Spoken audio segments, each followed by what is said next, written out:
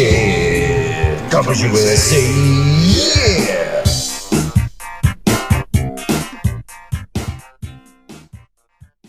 This is Car Bros Podcast, episode 67. In the new digs. Yeah, the new shop. We are in John's parents' house. A very special big Surprise. 6'7". Yeah. John is in the middle of moving. I'm in the process of buying a new house and selling the current house, and so Don't you mean selling the old studio? the old studio is Selling being the old shown off studio. right now by real estate agents. Do you already have a new studio planned for the? in the space new plan house? for the new place? One of the bedrooms is going to be a dedicated podcast. Probably the master. Damn, Yeah. the master bathroom. Yeah. I would go master. Yeah, sweet. I gotta say the acoustics in here are pretty good. I know it's a lot better than a kind of a Maybe it's the closed carpet? kitchen. The carpet, yeah, maybe? probably the carpet and just a larger Yeah, and what, just vaulted ceiling, insane amount of like dining room. doilies. And Yes. stuff. ceramic closets. So what you're saying is my Snow parents need globes. to Yeah, need to let us just move in here. The fine china is great for acoustics. Yeah, or they should start a podcast. Yeah. My dad actually listens to the podcast, so I just want to say, hey, Dad. What's up, Verge? What's up, Virgil? If you're watching the video, we have raided your liquor cabinet. Oh, yeah. Going back to the old high school days. Yeah. So thank you for that. Thanks for that. Appreciate it. We are in, just as an aside, we're in the this is kind of a generational thing, but our parents' generation seem to have rooms in their house that's like the special. Yeah, the dining, like the fancy dining like room, the or the fancy sitting room. That like members of the family are not allowed into. Yeah, it's like you don't go in that room. You don't sit on those chairs. This is that room. So I think for our generation, it's the podcast. It's the side hustle room. Studio. Yeah. Anyways, thank you for being here. Welcome back. So half a year ago, we were on Jay Leno's Garage. That's right.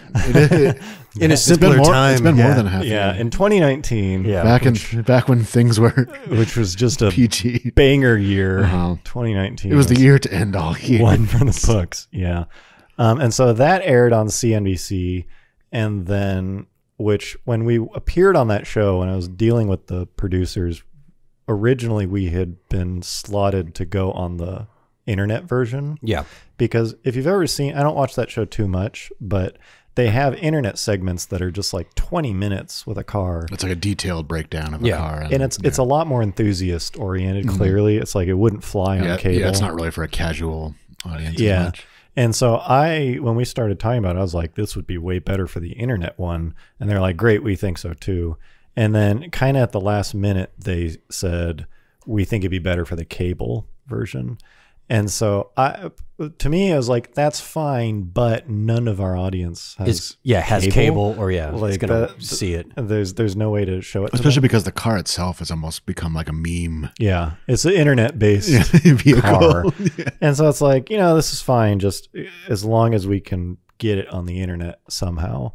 And so that has happened. So they posted our clip from the segment from the CNBC version of Jay Leno's Garage on their YouTube channel. Yes. And we will link to that in the description below, or you can search for Jay Leno's Garage. And it's like, at the time of this recording, it's one of the more recent ones.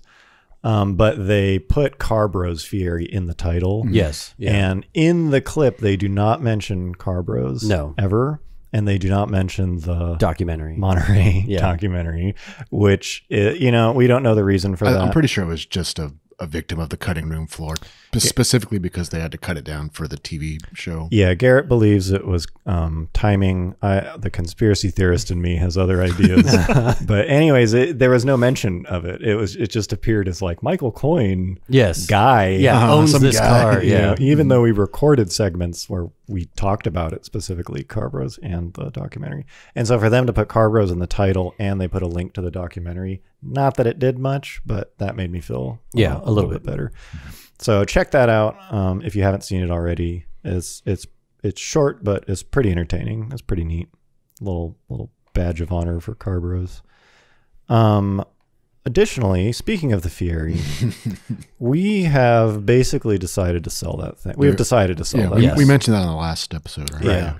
And so we cleaned it up and took pictures and we submitted it to Bring a Trailer, which from my point of view, this car is like Bring a Trailer incarnate.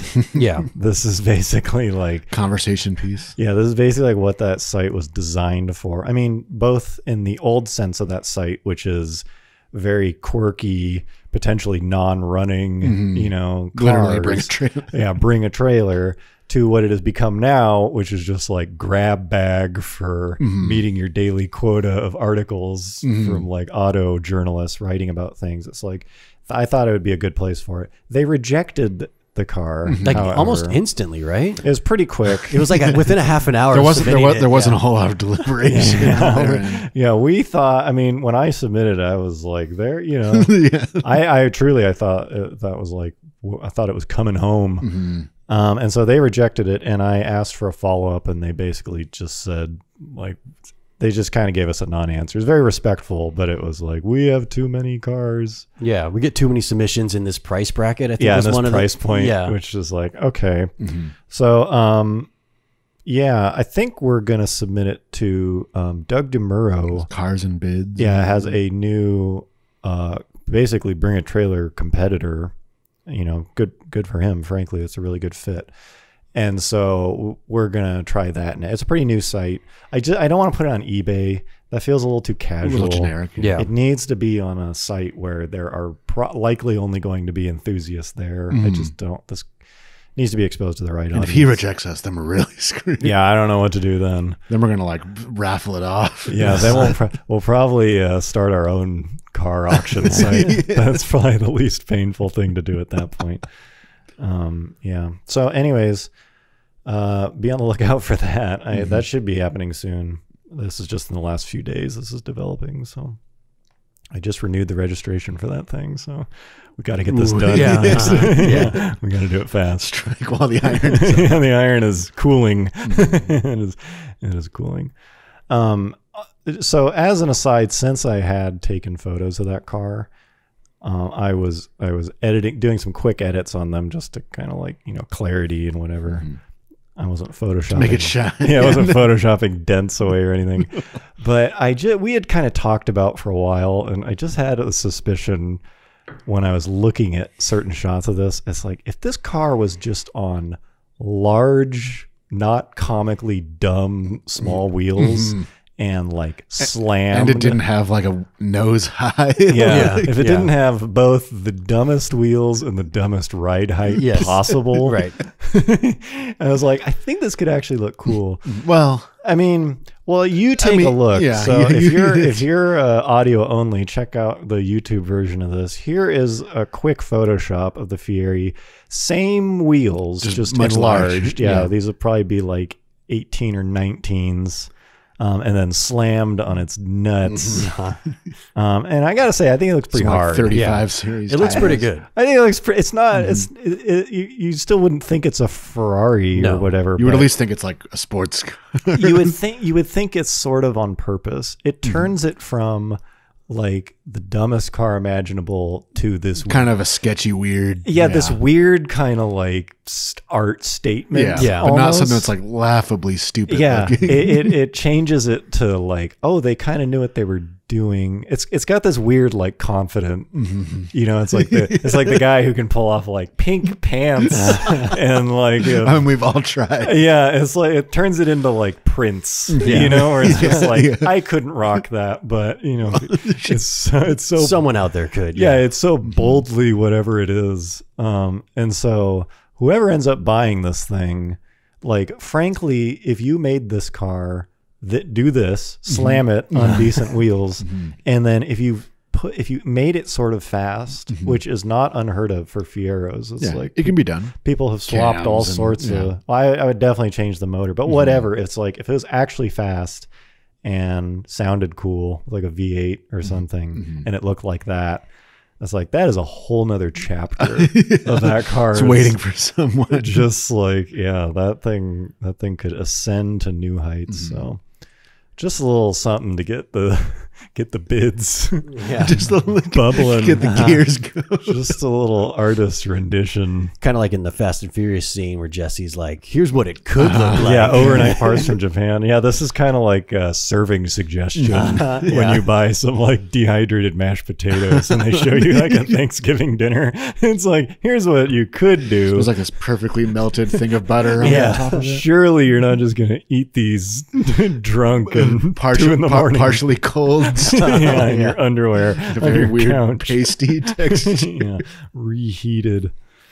Man, I've not had a TV dinner in probably like 25 years. Yeah. I don't think I've ever had a TV Really? dinner. Like, you know, one of those like I used to actual. eat them every once in a while when I was like a kid. You're talking about like the compartmentalized Yeah, like the frozen ones. Salisbury thing. steak. Yeah. Like Mashed poking potatoes. They still holes. sell those, right? I think Sure, so. Like, yeah, for sure they do. yeah. I'm sure they have also seen increased business because of COVID. Yeah. There's probably plenty of people who are just Stocking But I up. mean, I'm not saying that I eat like high on the hog or anything, but like just I have not had a TV dinner in yeah. a long time. Well, you know, might need to try it. Ironically, I eat most of my meals in front of Yeah, I TV. mean, now's a better time than ever. Yeah. for TV Maybe we dinner. should revisit that. A There's little thing something of there. corn. Yeah. Frankly, all of my dinners are TV dinners. Yeah, exactly. It's true. They're just- since you cannot actually go anywhere to eat. Right They're now. just not the one you're thinking of. Yeah. They're just wrapped in Chipotle a tortilla. brand. They're called Chipotle 3 times a week. Panda Express. Yeah. Okay, so finally on the Fierri, we're just ringing the spun. As you can tell, we're coming to an end. Yeah. What possibly can we do left to milk this poor car? When I was moving it from the storage unit to your house for some reason, we were driving over there. To wash it, I think, and to take photos. Is that what it was? Oh yeah. To take To some, take like- interior shots and, Yep. and to fix the Yep, and to fix the latch. rear hatch. Yeah. Some guys were next to me in a truck and they were like checking it out, you know, a scene that I am now. Yeah, very. A scene that, yeah, at one point would probably have embarrassed me, but I have now titanium skin. You're comfortable with the pink to pants. that, yeah, I have become that guy. And I was at the stoplight and the guy driving was like, "Is it real?" It's like, no, you're hallucinating right now. Just like as real as it looks. Yeah, and so I was just like, no, and he was like, like they couldn't tell, and so it made me realize, it made me get Kia and Hyundai, basically. Do you get where I'm going? Yeah. Is like they just those Kia and Hyundai's car design. Yeah, it's it's just amalgamation of like Other high end. Yeah, like Lexus, Yeah, it's Mercedes, just BMW. any- Yeah. It's like the grill from a Beamer and like the taillights from a Volvo. And it's just, they're just throwing shit at the window and seeing what sticks. And it's like, oh, this light bulb went off in my head. And it was like, because it works. Yeah. Because people see that and go premium. You know, whereas we see it and we're like, really? Like, you're just gonna totally this- copy Audi. This is a you good know? time to bring up. What is that one? Is that the Kia Monte? What? That like Talk more about the it. like what is it, like early 2000? I think it's the Amante. Hopefully John can. We don't have a screen, but I'm looking at the What- one that has like a kind of a jag. you front know, end. we're just like, please. Yeah, What? Where it it's like looks kind of looking like a Bentley, Just but search like, for a or Kia Jag. Kia Monte. what about this thing? That just like, I mean, that this was like before they even like tried that hard, but you can kind of see like the roots. of yeah. the, Yeah, because The it's origins, it's, yeah. it's like Mercedes. Yeah, it's it's like like- it's Mercedes. like- yeah, in the same way someone would think the Fierri is real, someone would think like, Yes. oh, that's expensive. Yeah, so this is like Mercedes and maybe a little Bentley. Yeah, just a dollop, like a dash. Yeah, this is like. This I think we just found our our thumbnail for this episode. Yeah, done. The Amante. Damn. Yep. Very cool. I hope other people will also laugh out loud. when they see this. Shout out to any Amante drivers out there. Yeah. So, anyways, I don't know where to go with that. It just made me realize, because it's like, It's easy to fool the public. it It's is not kinda- the first yeah. time where someone has not not immediately understood that the Fierri is a huge joke. And we're always just like, we're like floored when that happens. We don't even know how to come back in a humorous way. We're just like flabbergasted. You know, it just kills the moment. So I was like, oh, it's because they don't know. They don't know. Okay. Well, now that we've passed that lighthearted, now the podcast takes a darker turn. So, nope, none of us has contracted COVID. It's much worse. Yeah, it's worse than that. I will just say, generally in my life, only good things happen. Let's just say, most of my life, it just rains money and women. Success. And success easily. Success and your investments usually turn a profit. I just trip over one success. Just winning every day. Fall into a pile of other successes. And so that is not, I'm not trying to show off. I'm just saying that I was due. It's due for a correction. I was due for a little market correction on the old coin economy. The recession was looming. And so the indicators were there. They were there. It was a hollowed out husk. And so you will recall last week I purchased a new to me 2005 Lexus LX 470. Listen how proud he sounds. Yeah. Pinnacle, the most expensive car Lexus makes. And so here's a little supercut of the important... The previous episode. The important elements of that episode, just to set the stage for my mindset.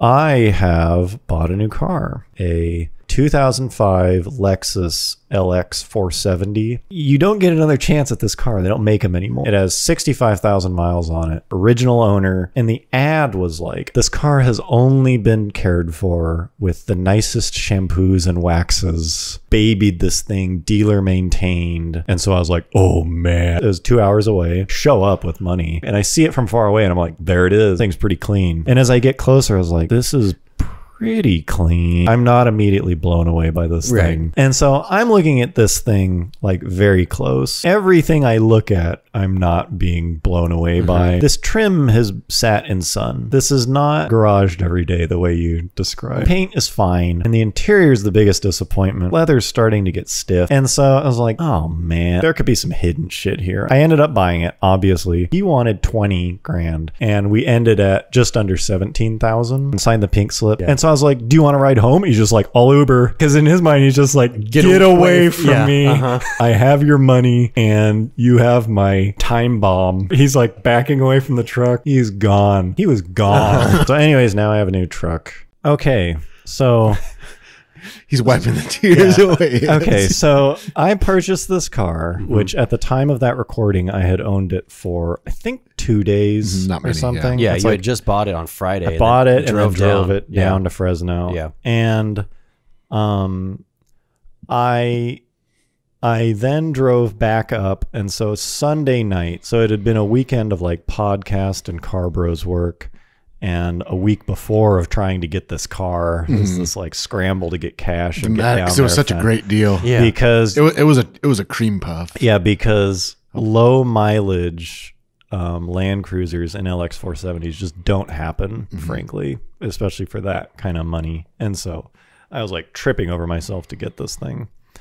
And he had sent me I asked for the VIN number and a Carfax, and he sent me a Carfax, which I accepted. He texted me photos of the Carfax showing that he was was it like a scan, or was it like literally a photo of a piece of paper? It was a photo of a printed piece of paper, a cell phone photo of 2 pages. Ooh, okay. Showing that he was the original owner and that it had been dealer serviced. And did it have his name on it, or just Carfax doesn't have a name? No. It just showed like shows the history, right? And then when I purchased the car, I asked for his ID when we were signing over the pink slip. Right. And he said he didn't have his ID on him, but his wife could text it to him. Let me just say that my dad bought a $200 like project boat the other day. Oh, project boat. Yeah, and the guy like did the same thing. Like, can I take a picture of your ID? I was like, okay, sure. Like this is on a $200, but the guy was like happy to do it. So it's a pretty common courtesy. Yeah. Well, I mean, it was like, right. you know, I checked all the things. Right. I asked for a Carfax. Right. Even on something that's worth next to nothing. Yeah. It's like, it's something worth pursuing. He was like, oh, my wife here's a picture of my ID on his phone. And so it's a photo of his ID. It's him. And it's the name and address of the guy on the pink slip. So I'm like, fine. You know, it's like, Oh, wait. So he showed, it wasn't his actual ID. It was a photo. It was a photo on his phone. A photo of a driver's license. A photo taken of a driver's license on his phone that he showed you but did not send you. Correct. Right. At the moment we were signing pink slips, I said, can I see your ID before I sign this? Right. And he said, well, here's a photo of it. I was like, fine. Right. And it had his photo of the guy you were dealing with the name of the guy on the pink slip. Yep. Okay. And so I was like, good enough. You know, fine. Like, it's weird that it's not here. Right. But, you know, understandable. Everything had a reason in my mind. Sure.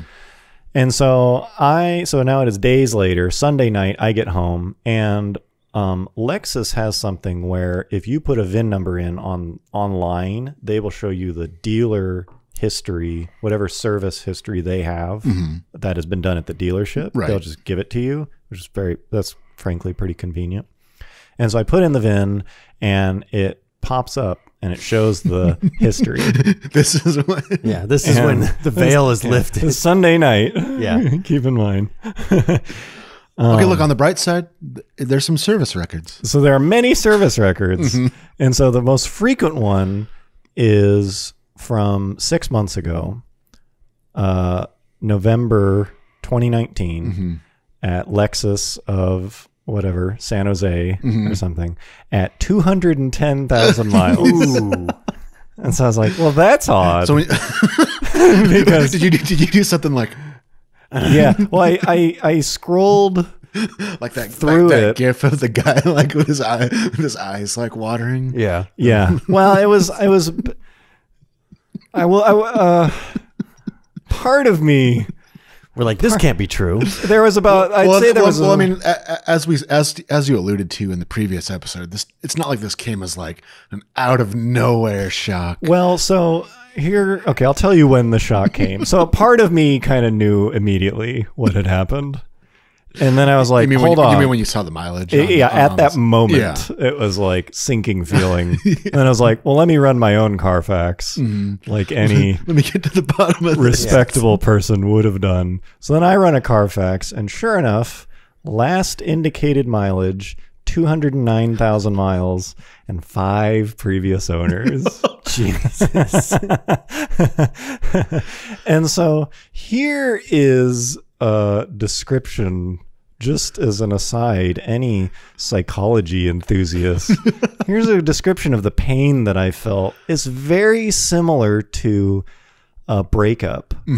And I'm understanding now that a lot of the pain with a breakup is not just the heartache of the person.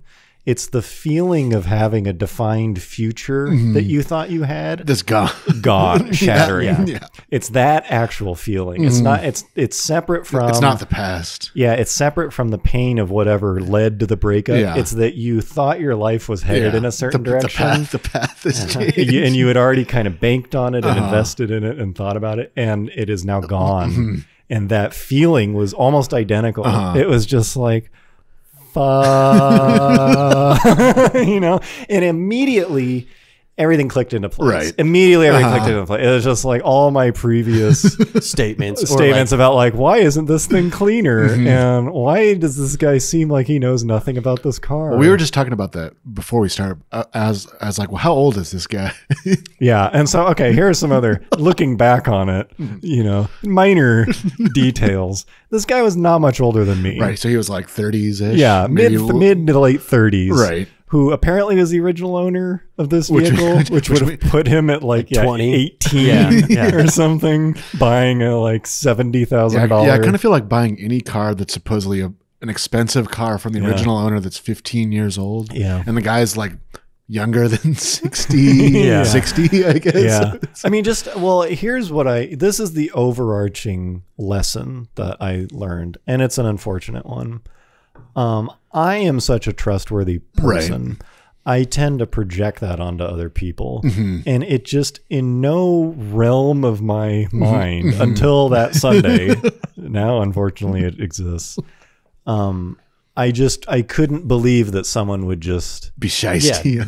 Do that. Yeah. Do something like that. Put that much effort into pure scamming just someone, screwing someone over. And even when we get like scam phone calls, I'll joke about like, how are there people in this world whose job it is to just wake up every morning and try to scam people? And so now it makes sense why he seemed like an idiot, because he didn't know anything about the car. Of course he didn't know anything about the car. But at the time, my mind is just like, yeah, if you have enough money to own this thing, you don't know anything about the... You know, I'm like making excuses for him.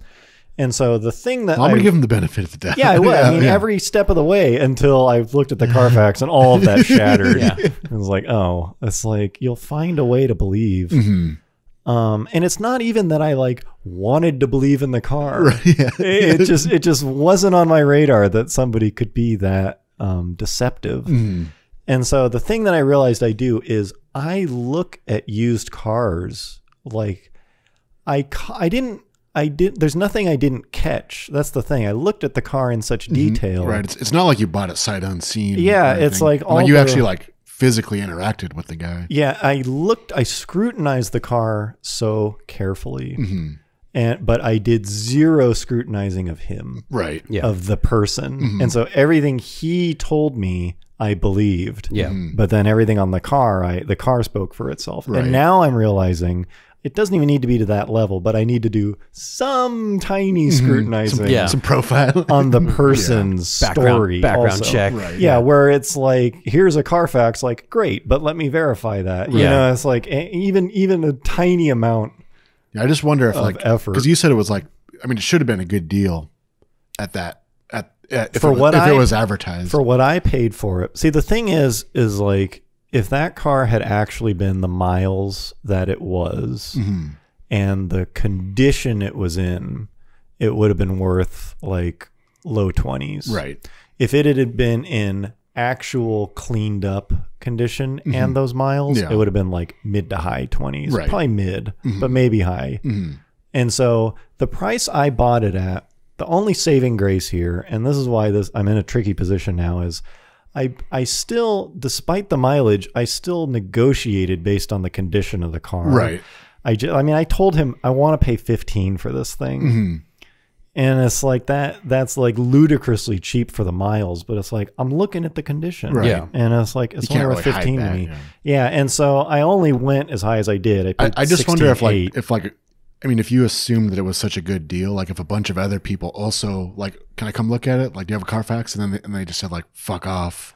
Or they did it themselves, or like because they're they're less trusting. I would guess at least one or two people did that, right? Through some way they or as we've kind of seen after that doesn't seem like it was the guy's first rodeo. Yeah, doing that, so people might have already been beware, like maybe so that kind of stuff was going to happen. Yeah, so I mean the thing is like, it wasn't like, man, you can never know. It's like, just run a Carfax. It's like the most basic step that I didn't it's like do. $30, yeah, it's $6. You can find places that do it for $6 and it's instant. I mean, it's like, there's not really a lesson here about like, you gotta look. Theoretically with the Lexus thing, you could have even done it for free. Yeah, I should have. I mean, there are many, there are many doors that could have been opened. No part of this story is like, what did you want me to do?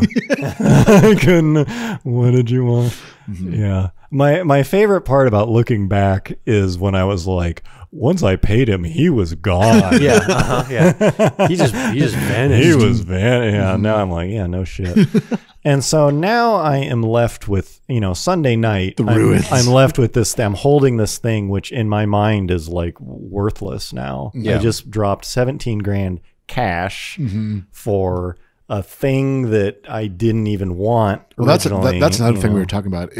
If you had financed it or something, as like probably a lot of people would do at that price. They would have done their own like Carfax. The bank or someone would have picked up on that. Yeah. And I think that's why I think in his ad he was like cash only. Right. Yeah.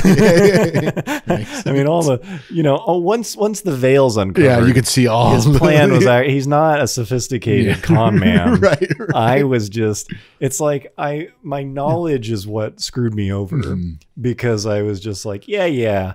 I know enough to not, whereas like a less informed person probably would have run a Carfax. Right. Because they'd be like, I was told to always run your own Carfax. Or I'm just like plowing through to get this thing.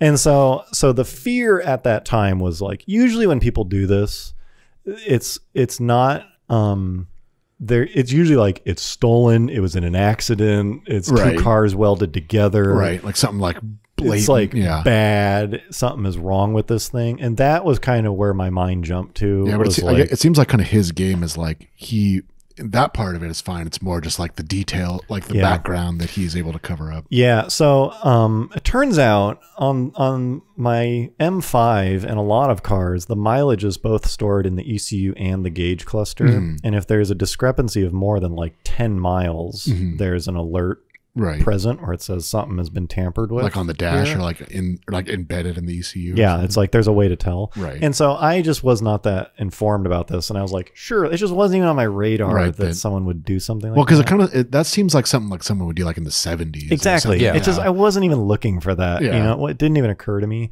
And so as it turns out, it is extremely easy. I already fixed it. I pulled the gauge cluster out, which is like 4 bolts and it just comes out as a unit, and I sent it to a place in Colorado and had it programmed for the correct mileage. I just added the annual 6 months of annual mileage to this thing to that point, and just added it to it. And so it has not the fake mileage has not showed up anywhere. It was never taken to a shop. It was not registered. You don't have to report odometer mileage when you register the car. And so I basically just erased his mistake. And well, not his mistake. His crime. Yeah. And now now it's like the state at which it sits is I own a car that I overpaid for. Yeah, but not by like a massive amount. But the problem is not by so much that you're just like, oh. Yeah. And so I took it to a mechanic who knows Land Cruisers. And I'm waiting at every time I take it to a few people, I have the tires rebalanced. I took it to a mechanic, whatever. And I'm waiting for them to be like, this thing is like, it's about to come apart. Yeah. And everyone I've taken to so far is like, this thing's surprisingly clean for the mileage. Right. And so it actually has been dealer maintained its whole life. And you have those records. And I have all those records, and it's just the 5 owners thing is just there were 3 quick owners in kind of rapid succession at the end. And so it's really a 2-owner car. Right. And so I have been fixing things. The guy was an idiot. He wasn't even good at flipping cars. Because there's just dumb stuff wrong with it that I have been fixing little by little, and it just keeps getting nicer and nicer as I fix it. And so now I'm stuck with this question of, do I keep this thing, which if it was in the condition it sits in now with me having fixed all these little things and cleaned it up, I think it is reasonably worth mid-14s. Yeah. I think that's about what'd you pay, like 16.8. So yeah, it's not. And so it's like, I blew like $2 or $3 grand overpaying. But I've fucking done that time and time again, just changing cars. Exactly. When I shouldn't really do it. And so now the question, now that I've owned it for a bit, is like, I kind of like this thing still. I mean, these cars are dope. They are something. They get atrocious gas mileage, definitely. And it is a big vehicle. It's a big boy. Yeah. This thing is like, it still fits in your garage fine. It does. I don't know about fine, but like it fits. Kind of like how I was able to get my van in my garage. Yeah. I don't know if you'd want to like park it in the garage. Yeah. I mean, it's fine. It's doable. It's just like for a single guy, but I ride my bike most days. It's like, I don't actually have a commute. And so I'm really struggling with whether to keep it or not. Because you still have the 4Runner. I still have the 4Runner, and I have invested the money to get the 4Runner where I want it, which was long-term ownership was my idea. And so the question is like, I originally planned on investing the money into this because it had such low miles. I was going to end up with this like brand new car. And so now I'm kind of struggling with, do I keep this thing or not? And I'm not sure. I mean, if the audience wants to weigh in, we'll do a little poll. Yeah. What do you guys think? It's like, frankly, the thing about these that it seems like is the mileage is almost irrelevant. Yeah. Because they're so well built. And how often, like you said, like how often does an actual low mileage one really pop up in the real world? They do pop up, but they're, like I said, they're about 25, right? Mid to low 20s. And so trading it for one that's lower miles, as far as I can tell, doesn't actually get me much. Yeah. Because the interior, it's not going to be newer. Yeah. It's not, it's like, it doesn't really change. The thing that matters with these is maintenance. Right. How's it been maintained? Not how many miles are on it. Because literally they go 400,000 or 500,000 miles. It's like this thing's halfway through its design life. And so I'm not sure. The part that stings is the backstory. Yeah, the sour taste every time you look at it. And so there's part of me that's like, I don't know if I can love this thing. Yeah. But then there's another part of me that's like, this guy kind of, it's like, I don't think he realized this is actually a clean vehicle that was like. So I guess the story is what he'd probably bought it for 12 or something or whatever. And literally all he did was change the cluster. Yeah. Whereas I was afraid it was like he did a bunch, he welded the frame back together, and it's like, I've been under this thing and it's pretty clean under there. It's pretty low rust. Oddly, it was from San Jose and lived all its life in California. So it's like, I don't know, it's kind of weird. So I'm dealing with that now. But honestly, this thing, one more thing that I will say about this is, it's kind of a joy to work on.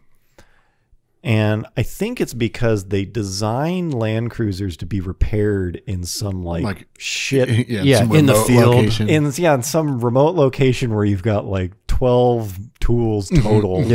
And they're there's like zebra around you. And so, or like terrorists. Seriously. And so I had the O2 sensor went out. It threw a check engine light like 100 miles in. Oh, no. And when the check engine light goes on, the traction control turns off, and the it's like skid control and like rollover control. And so the dash light lights goes up at some point, and I'm just like, oh my god. You're like, there it is. And so it turns. This was after you knew. Yeah, this is after I knew. You're just like, oh, there it is. And it's like, I'm waiting for the shoe to the fall. Wheels just to fall off. Exactly. Like and so it's the like fucking love bug. The diff explodes. And so it's like, and then I'm reading online. It's like, when the check engine light turns on, the traction control turns off. It's normal.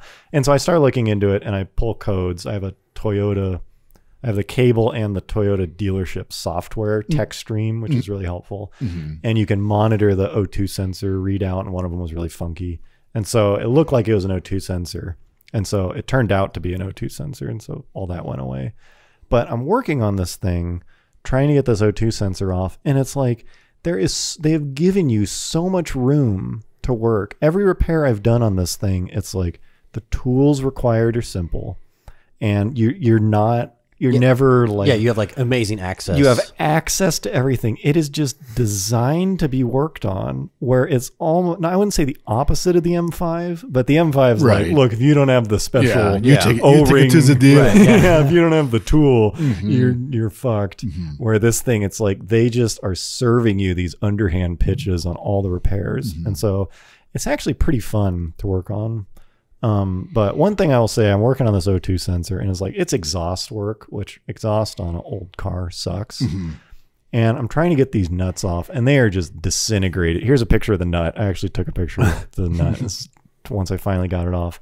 But it was one of these situations where it's a single nut that I'm trying to get off, and I'm under the car, and half hour into this, the pile of like ideas and like options and tools I have tried. No, it's like building up next to me. Stuff, It's like, maybe this size will it's like, oh, what if I put like vice grips on it and hammer it? And it's like, that didn't work. What if I get like a 6-foot breaker? And then, so it's just like this pile of tools under the greasy tools is like growing next to me.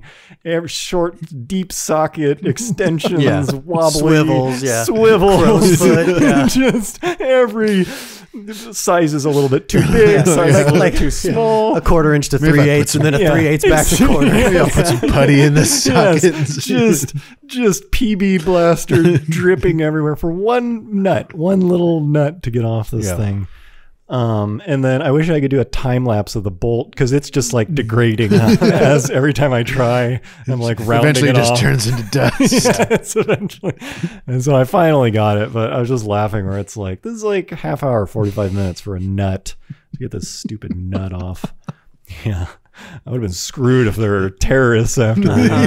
Sahara or whatever. A pack of lions. Yeah, there's Pack of lions and hyenas. circling me, and I have to get rid of this P420 check engine light.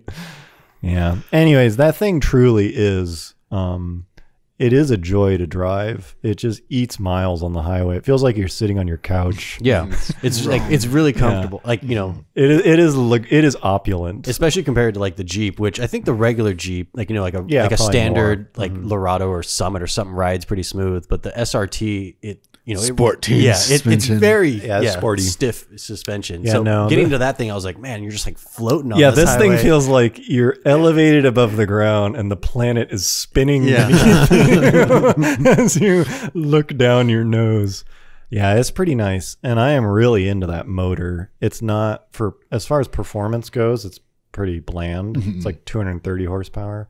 But it's this iron block V8 with forged internals. And I was impressed how They all good have forged internals? Or the just- Land Cruisers do. Oh, yeah. not the Tundra. Or No, whatever. and apparently they make a supercharger Oh. for the 4.7. Yeah. 4.7. iForce. And they canceled it because it only works on the stuff with forged internals. It only works on the Land The other stuff Cruiser. blows up. And there's no way to control what it went on to because Right. it'll fit on anything. But I was impressed with how smooth and quiet that motor was when I thought it had 65,000 miles. Yeah. Yeah. And now it's just like, that thing sounds like a sewing machine. It's like, it's so smooth. I'm very impressed with it. So yeah, I like it. I like that car quite a bit. And it's quite a bit more special than the 4Runner. They tried a lot harder on it. And so my instinct to preserve it and make it nice makes more sense. Where like I get back in the 4Runner and it feels like a toy. It's like, Yeah. it's like it's such a cheaper vehicle. I wonder if the exhaust bolt was so messed up just because it's a Bay Area car, so it's like right next to the ocean. I think Because every exhaust thing I've done on the STI, which has like 120 something thousand miles, yeah. has been pretty easy to get No, off. I think this thing has gone through some water. Oh, okay. Or maybe snow. Yeah. It's like you usually buy this thing because you Been through some Yeah. savannas. yeah, it's like you're usually doing some like off not It's seen the severe- Amazon. Yeah. Yeah, there's not really rust underneath, but like it's not been highway only. Yeah. And so the exhaust takes a beating in that case.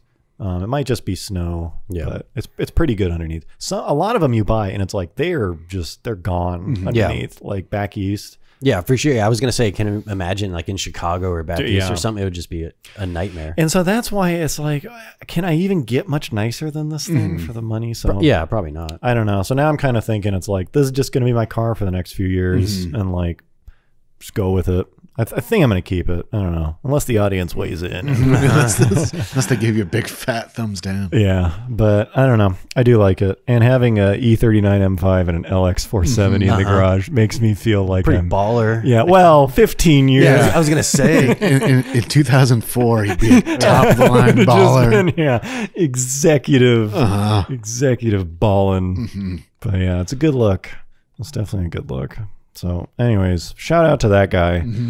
I paid in cash. I think it was a burner phone that's not the guy on the pink slip. Yeah. Yeah. That was the guy Yeah, he it's bought a it from. forged ID. Yeah, it's just like he's gone. Yeah. He vanished. Although like I said, in the past we've like seen other cars that seem Yeah. very suspect. at the same Similar Ads. similar kind of style. Yeah. Where like, yeah. thing. Low mileage, original owner Yeah. Yeah. in the so, same area. too. anyways, top tip. Run a car. You run a Carfax. Run a Carfax. Okay. So here is an idea for a new segment. A recurring. A potentially recurring new segment that is tentatively called phrases no self-respecting car guy should ever utter. We may or may not have like a musical intro for this Yeah. at some point. And so this came to me. So the way I think this should work is we each get up to 2 max.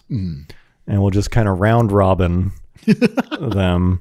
But I will start it off because this came to me when I was driving back on the last podcast. I was driving from Fresno, Central California, back up to Northern California. Driving back home in your 65,000. Driving back on my low mile LX, just on top of the world. Cloud nine. just floating because I had just scored the deal of a century. Just making out like I always do. Like the pattern of my life continuing. Old greasy fingers. Old greasy fingers Coyne, greasing another one. Another greasy deal in the bag. And so I had something, I forget what it was, like a Mustang or something. You know how you'll be on the highway in like not the fast lane, and you'll see something cool coming, and you'll see it through your side mirror, and you're like, oh damn, like, something's coming. Yeah, something's coming. And if it's cool enough, you'll like crack the window, so you can hear it. And sometimes they're like going pretty fast. Yeah. You're like, oh yeah, it's like here it comes. And so the origin of this segment was, I thought no self-respecting car guy would ever utter, damn, here comes an FRS.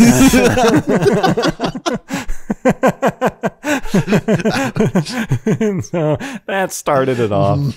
And I figured there must be other ones. Yeah, I'm sure there's a plentiful. Yeah. So that is my first one. I don't know. You got I'll probably go next because mine's probably Garrett. I think was laying some down earlier, and they were all pretty good. All right. So I was just gonna say, Dodge should really bring back the Caliber. I think it's ready for a refresh. No, actually, did you see? Speaking of that, the other Dodge the other day when they showed the Hellcat Durango, Hellcat Durango, and a couple of other like performance models, like. It seems like Dodge is like fully focused in on like performance. Yeah. What is that new Challenger called? Like super. It's basically like Super Sport, super stock. It's super like stock, it's like the demon reincarnated. Yeah. It's just the red eye with like drag tires and like a little bit different suspension. They keep getting closer to the demon. Yeah. But yeah, so I guess supposedly Dodge is like focusing on becoming like they're not going to sell the van and the Journey anymore. Oh, yeah, they're see. dropping those. It's like they're specifically like a niche like performance. Oh, brand. interesting. Yeah. Good. That's the idea. Yeah, So if they probably no Caliber. Yeah. Unless they do like a Caliber. Hellcat Caliber. That's true. You never Dude, know. honestly, I keep thinking if they would, they probably won't, but a demon Grand Cherokee. Oh yeah.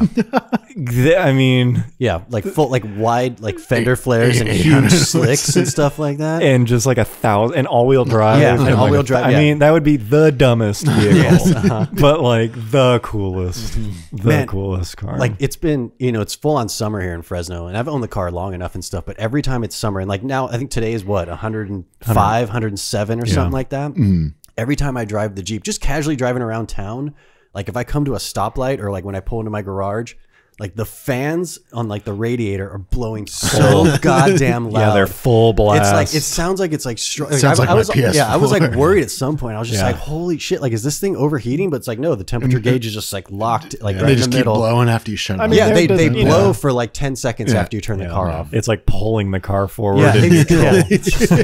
I don't know how they keep it generating mode. thrust. Yeah. All right, that was a little side. Okay. Phrases no self-respecting car guy should ever utter. I've got a good one. Hit Okay. it. I went with the gold exterior and tan interior.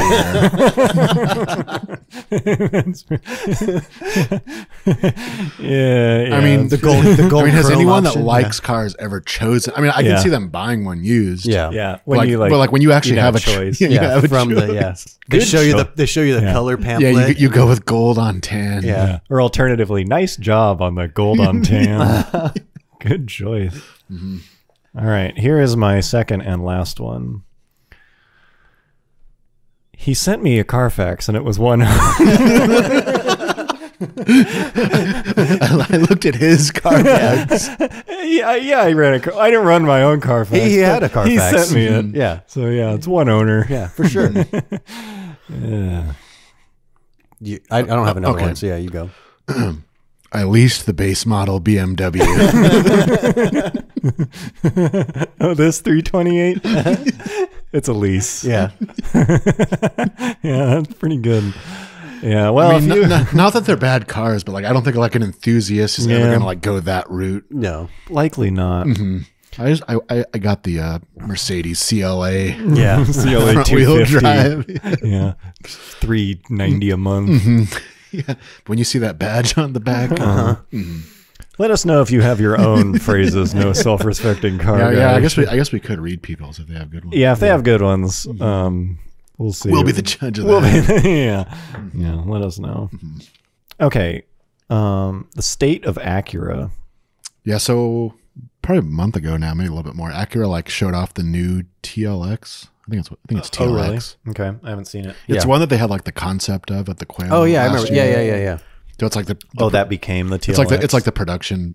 I'm pretty sure it's still called TLX. Isn't Okay, is it rear drive? No, it's all wheel drive. Yes, it is the TLX. Okay, it's like front. It supposedly has like super handling all wheel drive, which like sends more. Yeah, sure. To the rear, so it seems like it's like about as hard as Acura Is gonna lean has ever gone. But the thing is, like Acura has kind of become like its own. Like it doesn't really seem to share a whole lot with Honda anymore. Yeah.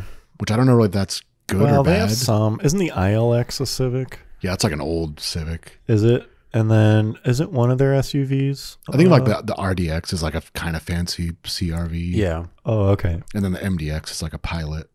So that's But I mean, like this. I mean, like they've always seemed to be like have no identity.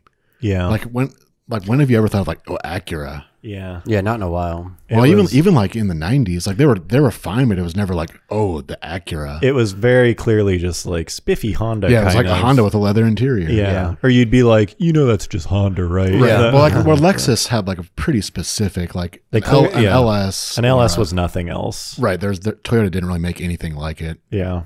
Like you couldn't like get that same engine in a Toyota. Yeah. Although LX 470 It's a rebadged Land Cruiser. quite rebadged. Right. Yeah. But yeah, Toyota did the best job of Like, splitting and, off. like even the new. Infiniti was kind of the same. Like the Q45 was like a pretty true. like wild car when it came out. Sure. Yeah. Yeah. And then even I guess the G35 was like a Z. Yeah. Yeah. But like Acura has always just been like They've kind of floundered. here it is. Yeah. They've always seemed like very like US. Yeah. I mean, like where all those brands are kind of designed for the US. Well, Yeah. and they like, also like their whole thing was like tech. That was Acura. like their image, yeah, but it wasn't. It didn't materialize Right. in anything. It wasn't like, oh yeah, if you're into like tech, Yeah. Acura. It was just kind of their. It was like compared to Honda, I guess. Yeah, Ford Tech. yeah. So it's like it's a kind of Civic. like Acura, like people like Integras and obviously the NSX, but like Acura has never really had any a like image to itself, at least not among like enthusiasts. Yeah. Like Acura, that's a good brand to go with. That's true. NSX. I don't know how you fit that into your. That kind of crumbles your little. No, but I mean the NSX was just sold as a Honda everywhere else. The Acura brand didn't. There was no like. But Lexus Acura was like that engineers. too. Yeah. At least for a while. I know what you mean, though. They have not really been noteworthy, even though they do try. Although now that I'm thinking about it, like the RL, it's like they will make stuff. It's just kind of lame. Yeah, like who's? It's like they don't. I bought the RL. And you don't really get people who are like, we're an Acura family. Yeah. You know, or even like I grew up with Civics and then I moved on to Acura when I got that promotion. Got a little more money. Yeah, it's not like there's not like a loyalty to the brand. Whereas I will say, I am running on a data point of 1, but I'm kind of into Lexus. I'm kind of feeling it. Well, I mean, like I said, but Lexus has always made stuff that's like very different than Toyota. That's At least a lot of it is. I mean, I'm just saying, I like it. I'm getting to the point where it's like I like that brand, although their new stuff's kind of weak. I like that brand in like 05. let me just say it. SC430, Might be a little biased. LS430, and LX470. Love them. Yeah. Well, what's your point? That Acura is It's just like will they ever be like something? It's like they're kind of like constantly reinventing or trying to reinvent themselves. Yeah, I mean, it kind of comes down to the strength of a brand a lot of times is how clear is it who their audience is. Right. And stuff like Toyota and maybe even Honda in the 90s or something, it's like, okay, your audience is, first of all, they are dead set on reliability. They want they care a lot about reliability and quality, and that they care about that. And then like Lexus was like they want a more premium experience with still, and Acura has not.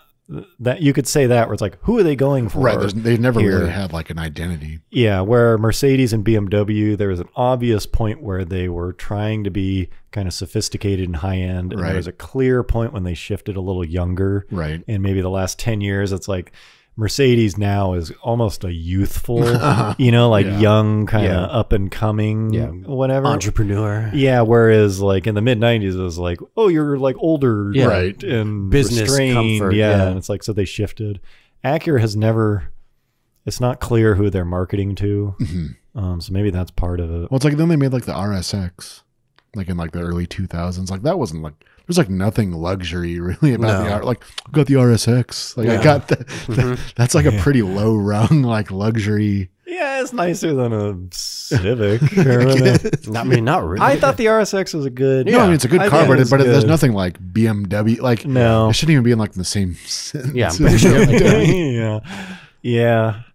sure. What is this aimed at? Is this supposed to be a 5 Series? No, or I think something? it's like 3. Well, it's just like its own thing. I think it's about 5 Series. It's the size of a 5 it's Series. like 3-ish. I don't think it has like a specific. Yeah. Yeah, I just don't feel any. If someone had this in their driveway, I would not know what to think. Right. Yeah. You know, it doesn't paint. But it's like like you can't really say it's a fancy Accord, although it kind of is. Is it based on? Maybe. I mean, I assume Who probably knows? shares Nobody something. knows. Right. No one That's what I mean. Like there's no identity with the thing, so I don't Mm-hmm. know.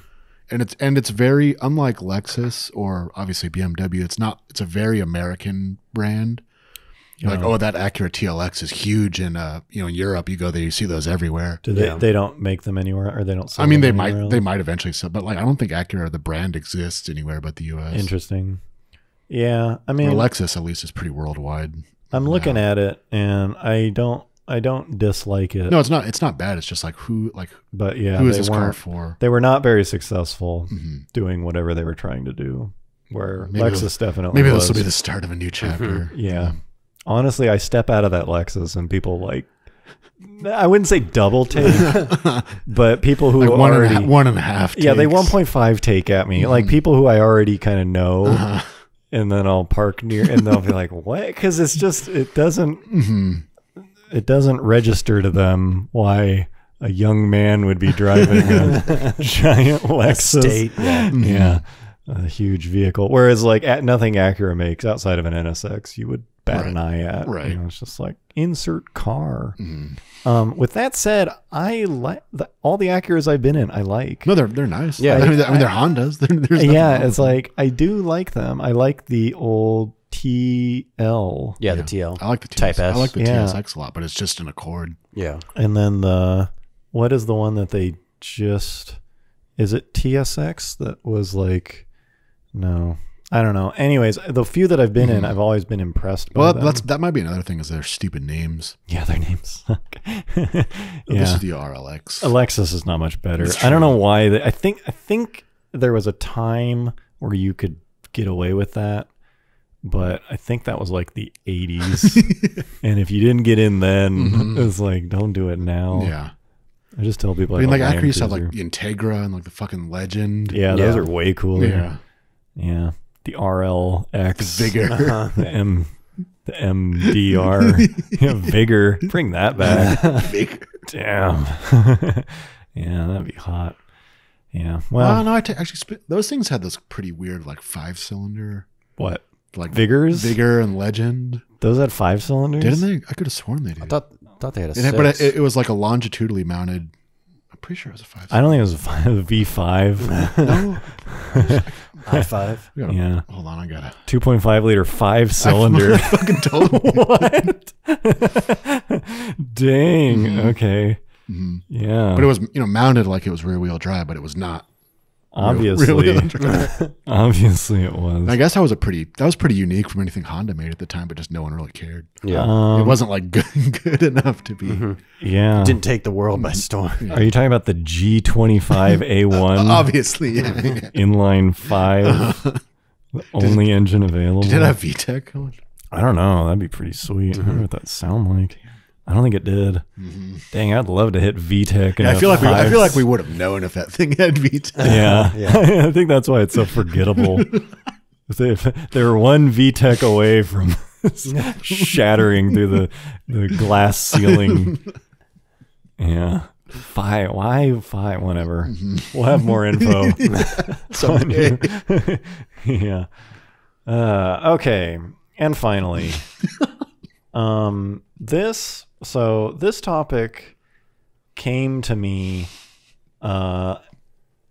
many moons ago, which is like, I don't know, 30 moons, maybe not actually that many moons.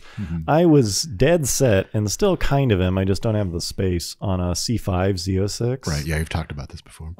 Which now would be awesome. LX470 M5 C5 Z06. That is my new like dream lineup. V8. Yeah. But I wanted one in yellow. I still do. Yeah. I want one in yellow because like those cars pull it off well. They look pretty good in yellow, and it's a good yellow. Bold. I mean, there's some better yellows than others. Yeah. But yellow as a color, it's kind of a weird one. Because when I was younger, it might be the weirdest. Yeah, I've heard yellow cars like hold value better. Really? Yeah, because this audience is so specific. Yeah.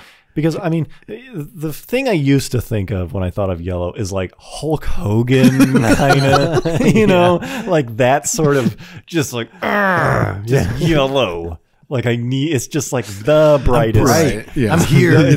Here I come. Yeah. Yellow car. Mustard. Yeah, I'm just bright. It's like annoying.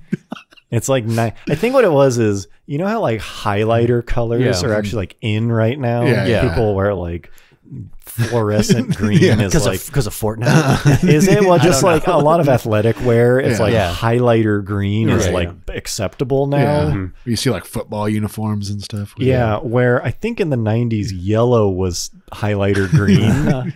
And that's kind of why I was like turned away from it. And now that it's no longer highlighter green, it's just yellow. It's not the brightest color anymore. We've invented a brighter color. King in town. Yeah, and it's highlighter green, where yellow is kind of like tame by comparison. And so like I certainly wouldn't want to daily drive it, but to have a yellow car that wears it well. I have a friend with a yellow 488. Right. And it's like, Yeah, I think on a Ferrari, it's always been fine. yeah, Ferrari or a Vet, or some vets, I guess. Lamborghini, obviously. Yeah, it's like you can pull Then it there was off on like the right Dakar car. yellow. BMW. Yeah. That's Dakar yellow. Like You could M3. get that on an M3. Yeah. That yellow on BMW. I kind of like Dakar yellow, but that one. it's kind of like pale a little bit. Yeah, that one was pretty good, but they do like neon piss yellow. Oh, yeah. On like Yeah. the like maybe even E90, but I know they do it on the F80. Oh, right. Yeah, they're like kind of goldish. Yeah, it's Yeah, like yeah. gold yellow. Yeah, It's it looks like energy drink color. yeah, energy drink urine yellow. Actually kind of looks like this a little Yeah, bit. exactly. Yeah. That I'm not really feeling, but yeah, I don't know. Yellow cars, I'm kind of coming around / want one.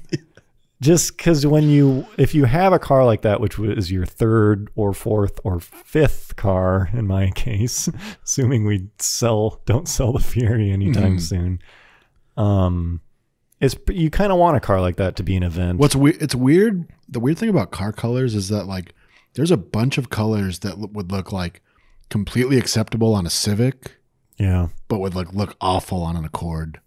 At least like especially in the 90s. Yeah, that green. Like imagine like a bright red Accord, like or like a that like fuchsia, like or whatever fuchsia that color green, is. or even like yellowish. Yeah. I think we've talked about that before. Small cars can pull off stuff. But if you go like one side, imagine like a fucking yellow Camry. Yeah. Like, what the fuck is that? There's certain cars where if they just have kind of slabs of sheet metal, they need to be pretty subtle colors. Yeah, but I don't know. Yellow, Nissan Xterra, feeling it. Yellow NSX first gen. Yeah. It's like that's a pretty good look. Yellow S2000. I like those a lot. Yeah. It's like, yeah, as long as it's so. I remember like the Nissan Frontier and like the Xterra used to come in yellow. Those look pretty good too. Yeah. I mean, The like Evo 8 was yellow too. Yeah. And of course the Integra Type R. I don't know if Oh yeah, Phoenix yellow. Yeah, you're right. Talking about Phoenix yellow. Yes. Talking about flamenco yellow. Electron yellow. Damn. Oh yeah, they make the new Type R in yellow, huh? Oh yeah, that limited. Yeah. Isn't it? It's the same one, right? It's Phoenix or whatever. I think it is. Yeah. Is that only on the limited? I can't remember. Only on the limited. That's like the dumbest car. Honestly, that's like the most poser mobile. I mean, I kind of don't care, except that the markup on those is going to be insane. Yeah. And so you're essentially paying a huge markup for yellow. It's like, just wrap it, dude. Just wrap it. Okay. Anyways, let us know what you think about yellow cars. Yellow cars. Well, I hope you guys enjoyed. Oh, also we have a Patreon. Thank you for being a patron. Sign up for our Patreon, please.